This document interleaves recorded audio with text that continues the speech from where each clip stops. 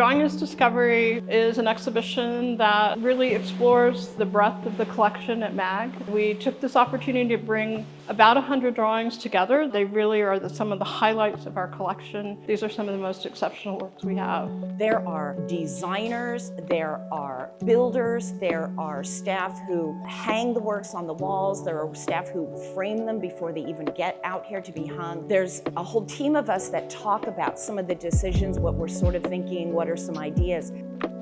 It's a lot of work, it's a lot of effort from a lot of people that comes together. We have a great team here at the MAG, we really do. Everybody's got their own thing to do and we do it well, and if we need to get together and do something, we smash it out. My name is Travis Johansson. I'm the exhibitions designer here at Memorial Art Gallery. What's going on now is our exhibition install into Drawing as Discovery. So I'm responsible for designing a lot of the things that you see in the gallery, like the title wall, the paint colors, all of the labeling, all of that stuff passes through me, and we edit that with our educational department, the interpretive engagement department, and the curators write all the copy, and it's sort of a team effort. So we have over 2,000 drawings and watercolors in our permanent collection. And we knew that we couldn't get more than 100 in here. So it was really a process of elimination, and there were many, many cuts. I mean, I think I started with like 400, and then I kept having to cut things. At the same time, I was sort of grouping them together by function. The show is set up across 9 different sections. So my goal when I was laying out this show was to kind of make a bunch of different little galleries within the gallery to speak to each section. So here's a ground plan. This is an overhead view. It helps us decide where to put walls, and it helps us decide how big they need to be and if we can do it or not. I've worked here for 24 years, and every time we have a show finish and close and a new one opened up, I come in here and I know it's the same space. I know that. It is so completely transformed with new walls and new colors and new setups that it's really very hard to believe that I'm sitting here in the same space that looked so different a month ago. Our spaces are super malleable, and we are really lucky to have an amazing facilities team. That the gallery is just sort of like a blank slate, and we can build what we need in consult with them, and they come in here and they just turn everything around and make it a brand new space to put art on the walls, and it's super amazing that we can do that. So the preparation side of things is kind of getting everything ready for the day of the install so that once we go in, everything's ready to go up on the wall.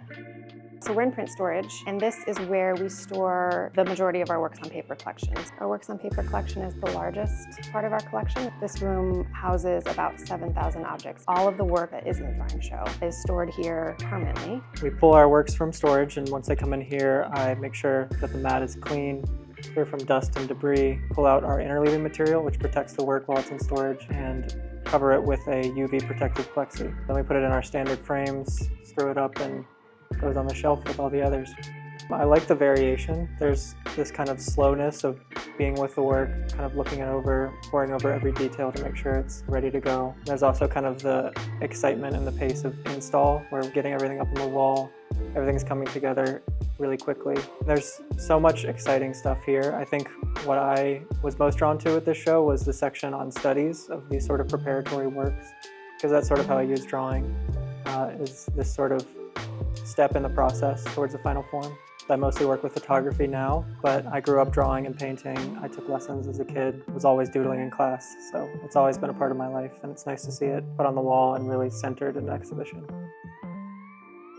This is our drawing lab. We do actually continue to draw all the time over the course of our lives, and it's something that everyone does, even sometimes unconsciously. And what we're hoping is that people are inspired by some of those amazing works in the show and come in here and want to give it a try themselves and experiment and explore drawing on their own in this really friendly space. Exhibitions usually stay up for a span of about 3 to 4 months. Sometimes that's due to contracts. A lot of the times that's due to conservation. So a lot of these objects are sensitive to light. So it works on paper, the pigments and things like that. So you need to kind of manage and moderate how long these things are on view. And 3 to 4 months per exhibition is pretty standard. This has to be a dark show because of the fact that everything is a work on paper. Consequently, we light the floor up so it's about the same light level as a painting. You're looking at something that's been lit down to preserve it for generations. And we use a light meter to tell how much light is falling on the work of art. The generally accepted light level is under 7-foot candles. How bright a candle is 1 foot away. It's great, you know, no walking, pushed around. Yeah, my knees are killing me and he's fine. So I try to split between being a lighting designer and being a patron. If there's shadows and light on a painting or something, I'll try and key the painting that way so the drop shadows from the frame are going the same way as the light source in the painting. Center up, tip down just a little bit, a little more. Good. Up just a skosh. Good, I'll buy that. Come on down. Thank you all for coming. Nancy did an amazing job of whittling down an incredible collection. These are all works on paper that don't get to be seen a lot. So this is a really special thing for us to have and to share with our community.